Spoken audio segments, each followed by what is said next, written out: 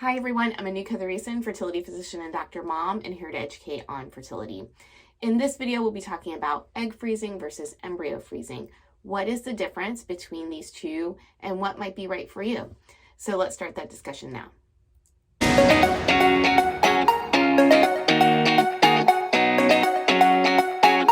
Egg freezing and embryo freezing both have the initial same steps involved at the beginning.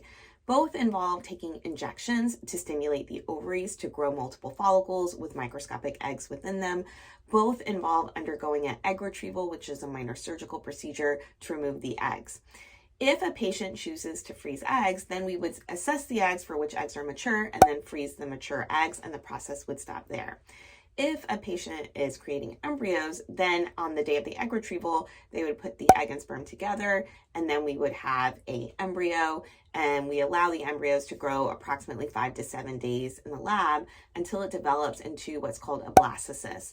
And once it makes it to that blastocyst stage, we have the option to take a biopsy of the embryo for genetic testing to determine which embryos are genetically normal.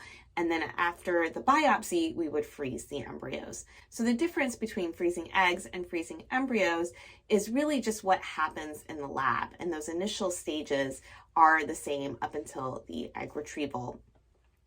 Now, if a patient was coming back to thaw and use the eggs, then all those steps in the lab that happen with the embryo do happen with the egg. They just happen later on when the patient comes back to potentially use those eggs.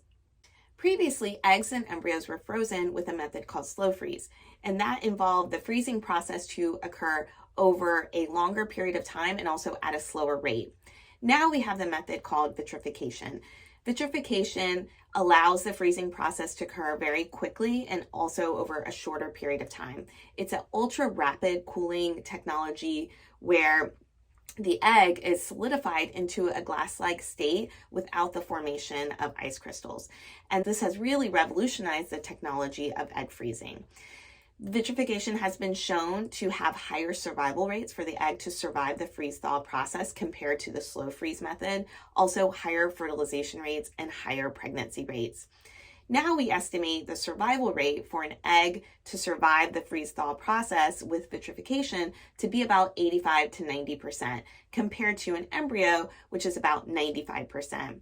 And in our minds, these success rates of surviving the freeze-thaw process is very similar, that this factor alone should not be the main determinant for whether a woman decides to freeze eggs versus freezing embryos.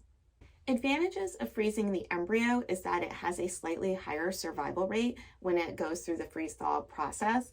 And also we can do genetic testing on the embryo. So we know with a little bit more certainty at the end of the cycle what we actually have in terms of genetically normal embryos. The disadvantage is that it commits us to the sperm. If a woman later on in life chooses a different partner, she may not end up wanting to use those embryos. Or the original partners that created the embryo may disagree on what they would want to do with the embryos in that scenario. One may want to discard and the other may want to use them, and that could potentially create some legal concerns as well. The advantage of the egg is that it gives us the reproductive autonomy to choose the sperm later on in life. The disadvantage is that we will know how many mature eggs that we had at the end of the egg freezing cycle, but we won't know the genetics of the egg. So we won't know how many of those eggs are genetically normal. But in the end, egg freezing does give us more flexibility and the ability to make more choices with similar survival rates. So it is a great option, particularly for single women or women who may have a partner but are unsure if that is the partner that they want to co-parent with later on down the line. And always remember, please to discuss your individual circumstance with your physician. That is the end of this video. I hope it was helpful. If it was, I hope you'll give the video a like. Don't forget to subscribe down below. If you have comments or questions, you can leave them for me there also. Thank you again so much for watching, and see you in the next video.